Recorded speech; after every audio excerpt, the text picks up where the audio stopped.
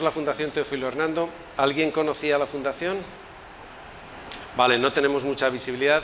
Llevamos 26 años relacionados con el ámbito del medicamento, sobre todo en la parte de I+D, y aterrizamos en Barcelona este año con una oferta formativa, es decir, tenemos dos patas. Somos parte del medicamento, desde el punto de vista de que tenemos proyectos de investigación propias y con terceros, y todos los ingresos que se generan se reinvierten en proyectos de I+D, pero por otro lado tenemos una actividad docente que, bueno, si visitáis nuestro stand, tenemos 3 programas máster que van a cubrir todas las posiciones y todas las posibles oportunidades que ofrece la industria y que vamos a ir viendo a lo largo de esta sesión. Vale, ¿en qué podemos trabajar en una empresa farmacéutica? Bueno, el tipo de posiciones, de ofertas, de funciones y de responsabilidades están muy vinculadas con el ciclo de vida que recorre un medicamento para llegar al mercado desde la investigación básica. Es decir, que dependiendo de la fase del proceso en el que estemos, nos vamos a encontrar con la necesidad de unos profesionales, de unos perfiles o de unos conocimientos distintos. No conozco el grado de introducción de la audiencia en este sector, pero bueno, os detallo. Primero hay un proceso de investigación básica, es decir, se puede trabajar en la investigación básica en el sector farmacéutico, no es el mercado laboral número 1, pero hay oportunidades en investigación básica. La investigación básica, el objetivo es identificar sustancias con potencial uso terapéutico que después puedan servir para tratar una patología o mejorar nuestro estado de salud. Pero desde que identificamos un principio activo hasta que ese producto está en el mercado, se inicia un proceso tremendamente largo, se estima 10-12 años de media desde la investigación básica hasta el producto en el mercado, complejo y en el que participan pues diferentes actores, ¿no? Por un lado, se inicia un proceso de investigación primero en animales, preclínica, y si el producto bueno, pues evidencia parámetros de eficacia y de seguridad, entramos en fases de investigación clínica. Y por tanto, habrá todo un proceso de incorporación de pacientes en los que se va a contrastar realmente esos parámetros de eficacia y seguridad. En paralelo, hay también un proceso de desarrollo galénico, analítico. Los que estéis en el mundo más cerca del mundo farmacéutico, pues entenderéis, digamos, que tenemos que desarrollar esa formulación farmacéutica, ese producto final que se va a utilizar para los ensayos clínicos y después para ese escalado industrial, ¿no? ¿Qué ocurre? El producto, a lo largo de todo este tiempo, lo que está haciendo es recoger evidencias para conseguir una autorización de comercialización.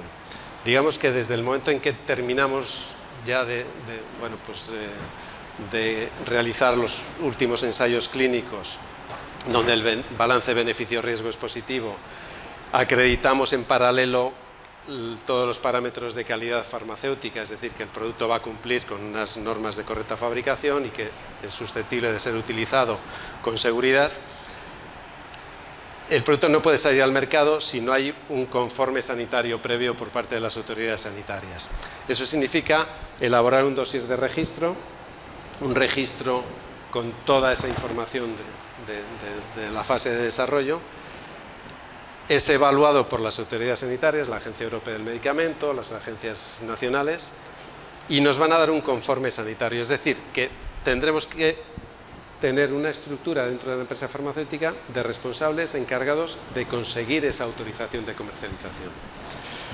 Incluso, aun teniendo ese conforme sanitario, hay productos que han sido aprobados, a lo mejor hace 1 o 2 años, por la Agencia Europea del Medicamento y todavía no están en el mercado.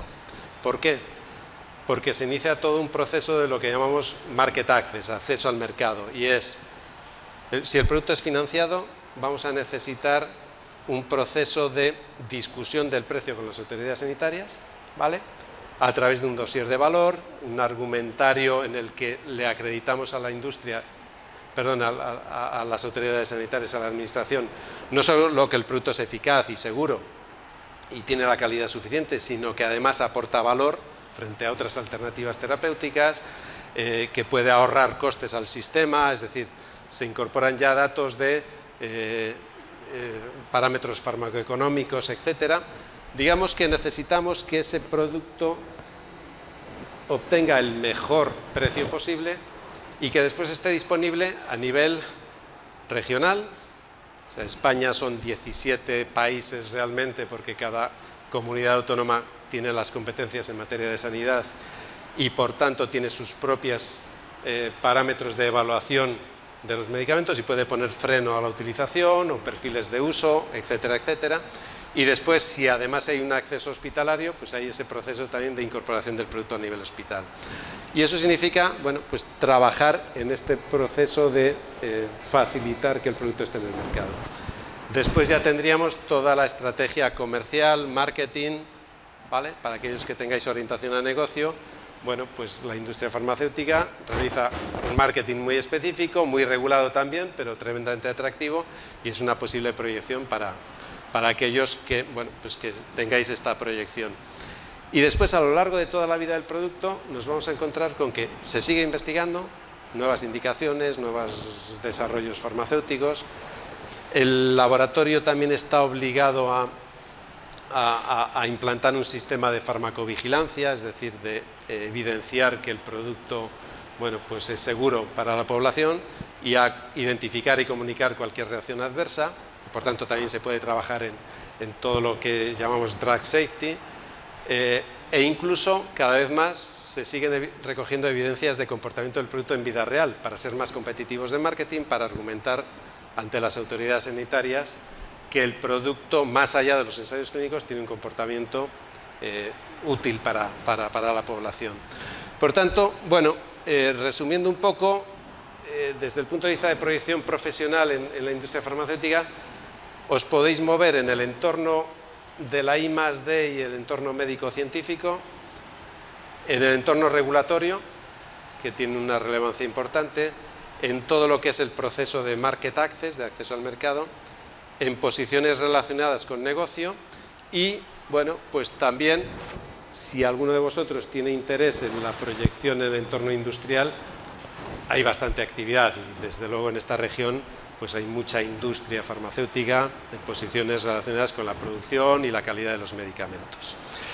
Repaso muy rápidamente cada una de todas estas posiciones, ¿no? I+D, sí, es cierto que, aunque, bueno, los datos dicen que hay bastante trabajo, empleo de I+D en la industria farmacéutica en nuestro país, la mayoría de la inversión en I+D que se hace es en investigación clínica, es decir, aquí es donde va a estar el mercado laboral más dinámico.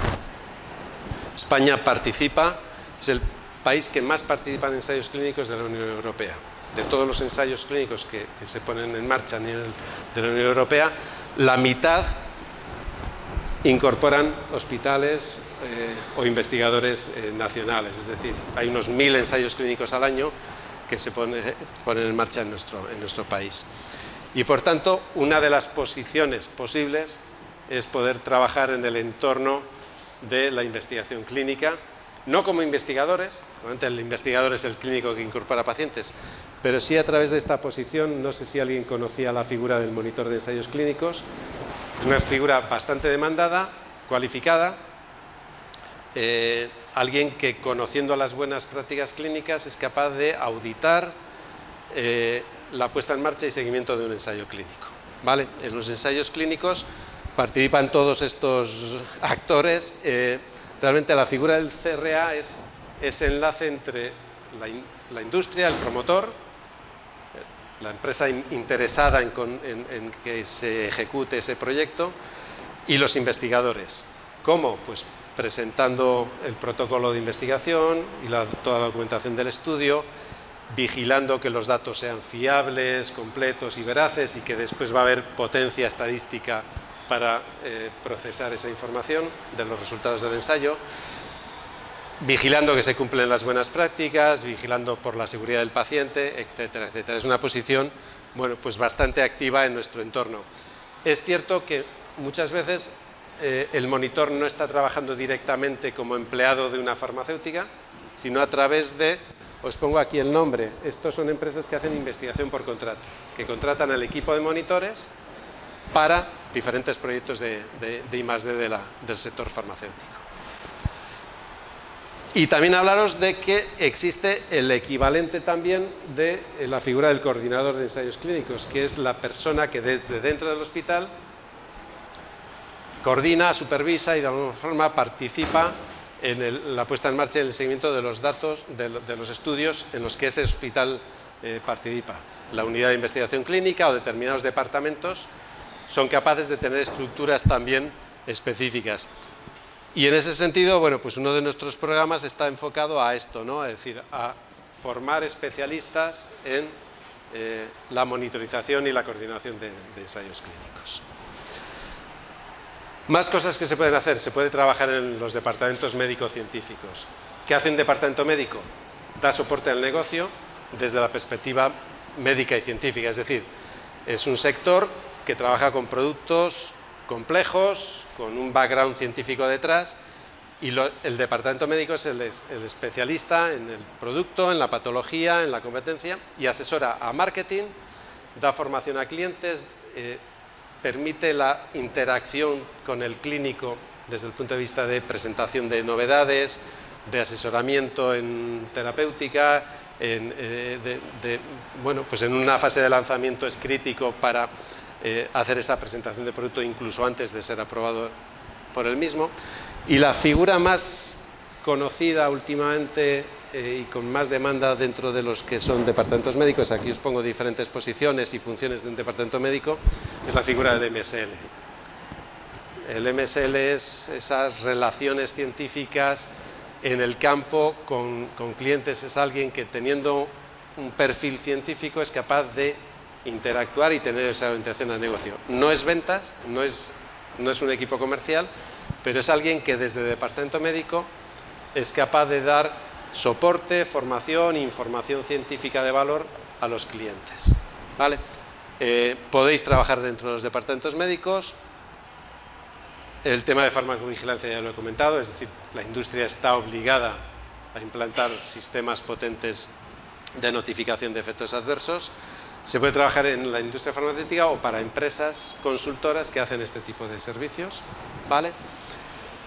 La parte de registros os puede parecer quizás más documental, pero también es una posición absolutamente clave dentro de la industria, y es conseguir esa autorización de producto a través de ese dossier y después mantener vivo el producto a lo largo de toda la vida del mismo. Cualquier variación del dossier, una nueva indicación, un nuevo componente en la fórmula, un nuevo proveedor, un cambio en el proceso de fabricación, cualquier variación del dossier significa notificación a las autoridades sanitarias. Market Access, no sé si alguno de vosotros conocía esta posición, también vais a encontraros bastante oferta laboral en este campo. Tiene esas dos patas, ¿no? Por un lado la parte precio-financiación, discusión del precio, preparar la documentación para el ministerio, en este caso ya no son las agencias, son las autoridades sanitarias a nivel nacional, de discusión de precio, dosis de valor, etcétera, muy apoyado en la parte farmacoeconómica. Y luego hay también una pata relacional, lo que se llama relaciones institucionales, que es relación con las autoridades sanitarias ya en toda esa cascada, a nivel autonómico, a nivel hospitalario, es decir, trabajar con los decisores para, bueno, velar por las mejores condiciones del producto. Por supuesto podéis trabajar en la parte de negocio, y negocio abarca pues desde la figura del Product Manager, pasando por servicios de marketing, investigación de mercados, Business Development, es decir, hay, bueno, todo un abanico de posiciones relacionadas. Y estas otras posiciones son las que aborda ese otro programa que tenemos, que se llama MICON, que es, bueno, desde la investigación hasta la comercialización del medicamento. Y en la parte industrial, bueno, lo más intuitivo es pensar que podemos trabajar en producción y en calidad. Por supuesto, Laboratorio de Control de Calidad acoge a perfiles, bueno, pues técnicos superiores. Por supuesto, la responsabilidad en los procesos de fabricación, por supuesto. Pero quizás, si tuviésemos que elegir la posición número uno desde el punto de vista de volumen de empleo en las plantas industriales, están más relacionadas con lo que llamamos el aseguramiento de la calidad. Los departamentos de QA la garantía de calidad, que es, bueno, cumplimiento de una normativa estricta que se llaman las normas de correcta fabricación, y después trabajar en todas las funciones orientadas a conseguir que el producto bueno, pues, cumpla siempre, es decir, que control de calidad se aburra mucho, es decir, análisis de desviaciones, mejora continua, investigación de cualquier tipo de reclamaciones, auditorías internas y externas, es decir, hay todo un ámbito de trabajo bastante desarrollado.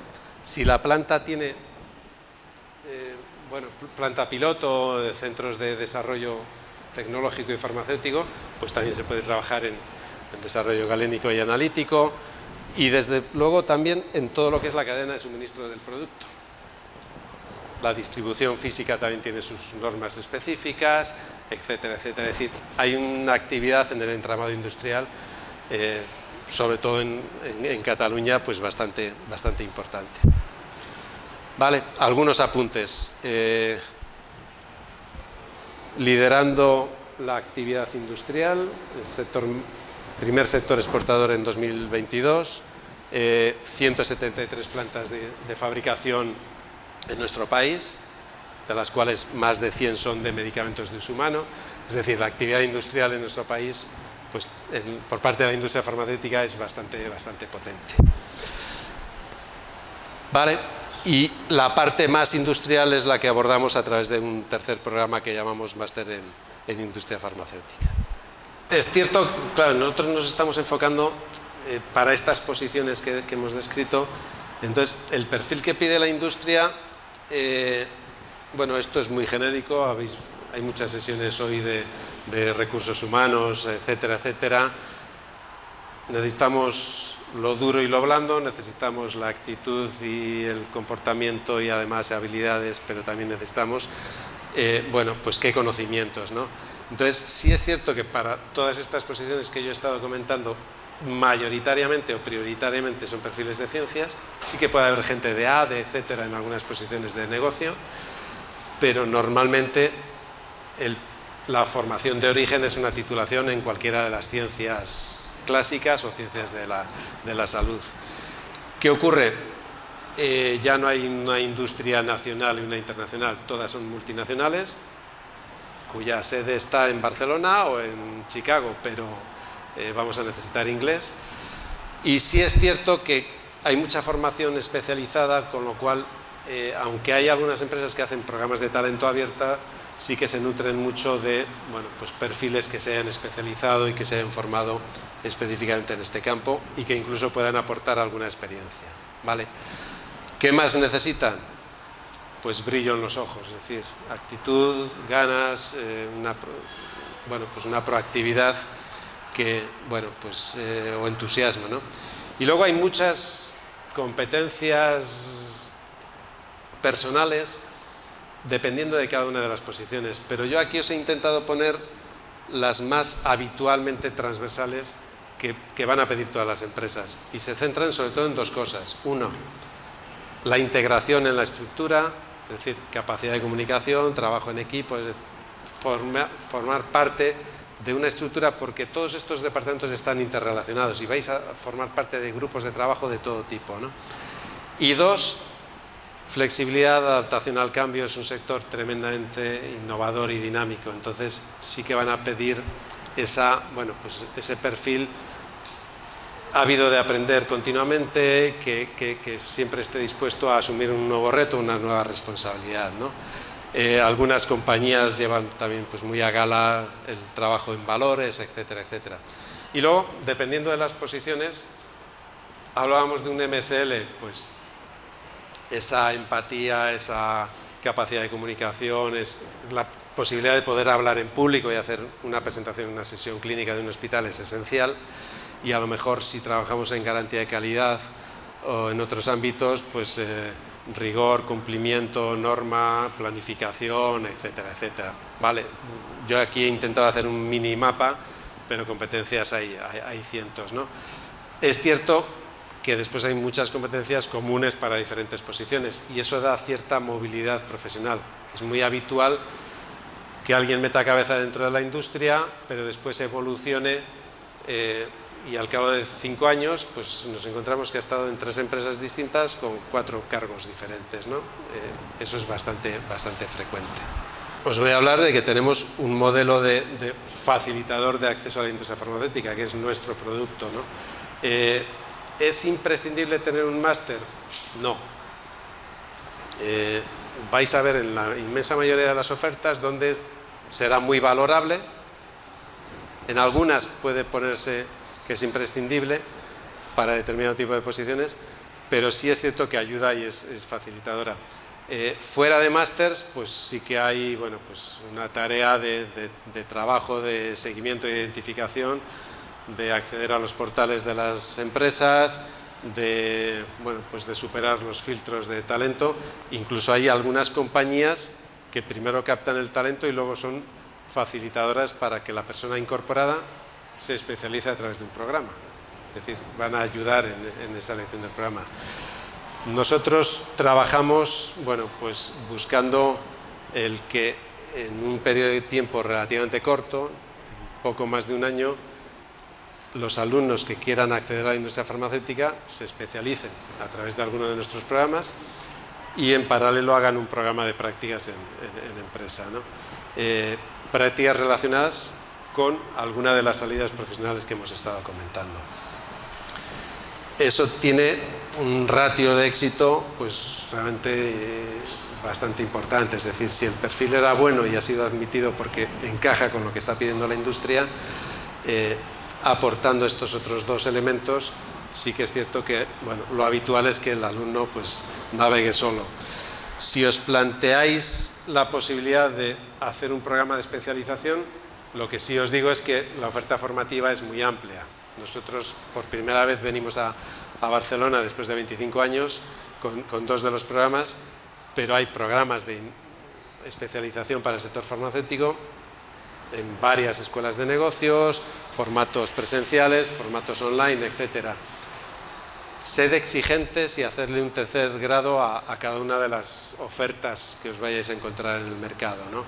Porque sí es cierto que, bueno, pues no todos consiguen los mismos resultados desde el punto de vista de, bueno, pues de empleabilidad, que al final es lo que más os interesa. Y aquí os intento, bueno, pues plasmar qué le pediría yo a una escuela.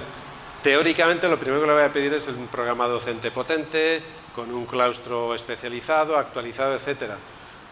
Pero somos conscientes de que lo primero que vamos buscando es esa oportunidad de prácticas. Entonces ponemos el apartado prácticas lo primero, desde el punto de vista de, a ver, con qué empresas trabajáis, qué tipo de convenios tenéis, qué tipo de prácticas son, qué porcentaje de los alumnos que reciben su primera oferta laboral la reciben en la propia empresa de prácticas.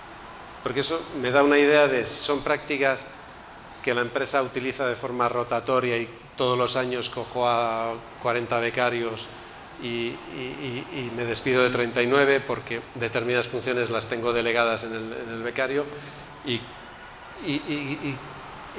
qué empresas son las que tienen un proyecto en el horizonte y empiezan probando con un alumno en prácticas, ¿no? Buscad un poco todo ese tipo de parámetros. Si detrás hay una universidad de prestigio que respalde y que cumpla con la normativa y que dé soporte de forma siempre, bueno, pues indefinida a ese programa docente, pues bienvenido.